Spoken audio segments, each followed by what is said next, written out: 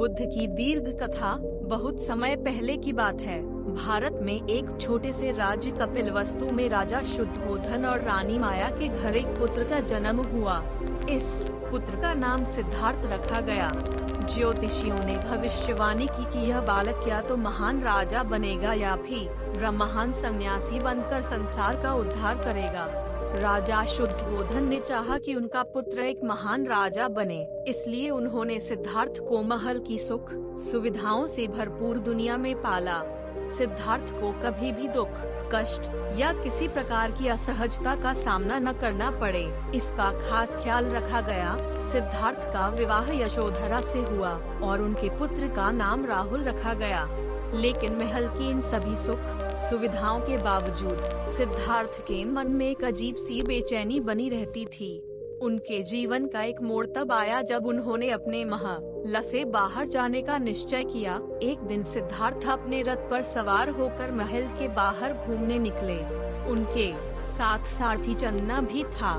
इस यात्रा के दौरान सिद्धार्थ ने 4 दृश्यों को देखा, जिन्होंने उनकी जीवन के प्रति सोच को पूरी तरह से बदल दिया। 4 दृश्यों की यात्रा। पहला दृश्य, सिद्धार्थ ने एक वृद्ध व्यक्ति को देखा। उसकी कमर झुकी हुई थी, बाल सफेद हो गए थे और शरीर कमजोर हो चुका था।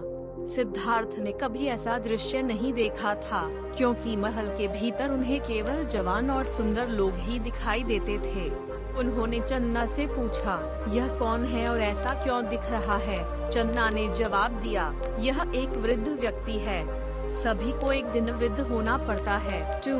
दूसरा दृश्य, कुछ दूरी पर उन्हें एक बीमार व्यक्ति दिखाई दिया, जो बिस्तर पर लेटा हुआ कराह रहा था।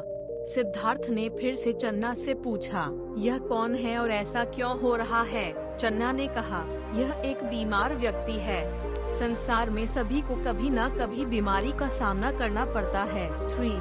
तीसरा दृश्य, कुछ दूर आगे बढ़ने पर उन्होंने एक शव यात्रा देखी। 4 लोग एक मृत शरीर को लेकर जा रहे थे। सिद्धार्थ स्तब्ध हो गए। उन्होंने चन्ना से पूछा, यह क्या हो रहा है? चन्ना ने उत्तर दिया, यह एक मृत व्यक्ति है।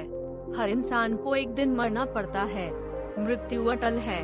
4. चौथा दृश्य, अंत में सिद्धार्थ ने एक सन्यासी को देखा। वह शांतचित्त, धैर्यवान और आत्मविश्वास से भरा हुआ लग रहा था।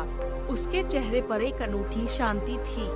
सिद्धार्थ ने पूछा, यह व्यक्ति कौन है और यह ऐसा शांत कैसे है? चन्ना ने कहा, यह एक सन्यासी है, जिसने संसार के मोह माया का त्याग कर दिया है और सच्चाई की खोज में है। इन 4 दृश्यों ने सिद्धार्थ के जीवन को बदल दिया।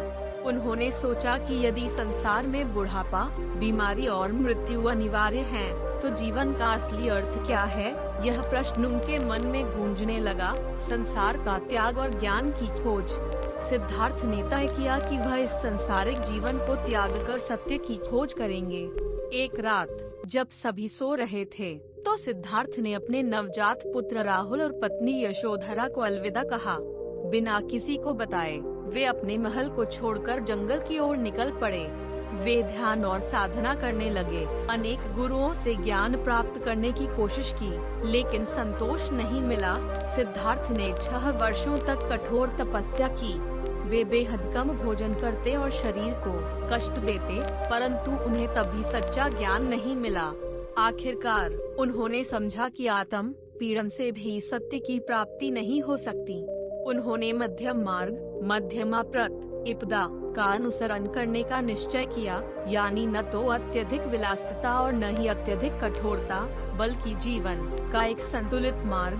बोधि वृक्ष के नीचे ज्ञान प्राप्ति। सिद्धार्थ बोध गया पहुँचे और वहाँ एक पीपल के पेड़ के नीचे ध्यान लगाने बैठे। उन्होंने संकल्प लिया कि जब तक उन्हें ज्ञान की प्राप्ति नहीं होगी, तब तक वे उठेंगे नहीं। कई दिनों तक ध्यान मग्न रहने के बाद उन्होंने समस्त ब्रह्मांड की सच्चाई को जाना और उन्हें ज्ञान की प्राप्ति हुई। इस प्रकार वे बुद्ध बन गए, यानी ज्ञान प्राप्त करने वाला या जागृत व्यक्ति। ज्ञान प्राप्त करने के बाद बुद्ध ने संसार का एक ही मात्रा दुखों का कारण और उनके निवारण के उपाय को जाना। उन्होंने 4 आर्य सत्य और अष्टांगिक मार्ग का उपदेश दिया। 4 आर्य सत्य। दुख, संसार में दुख है, जन्म, बुढ़ापा, बीमारी और मृत्यु सभी दुख के रूप हैं। दो, दुख का कारण, तृष्णा, इच्छा दुख का कारण है। इंसान की इच्छाएं अनंत हैं और जब ये इच्छाएं पूरी नहीं होती तो दुख होता है। 3, दुख का निवारण, यदि तृष्णा का अंत हो जाए तो दुख समाप्त हो सकता है। 4, दुख निवारण का मार्ग, दुख के निवारण का मार्ग अष्टांगिक मार्ग है। अष्टांगिक मार्ग, सम्यक दृष्टि, राइट व्यू, संसार की सच्चाई को समझना। 2, सम्यक संकल्प, राइट इंटेंशन, अहिंसा, करुणा और प्रेम पूर्ण विचार, रौन का संकल्प लेना। 3, सम्यक वाक, राइट स्पीच, सच्चे और मधुर वचनों का प्रयोग करना। 4, सम्यक कर्मांत, राइट एक्शन, सही और नैतिक कार्य करना।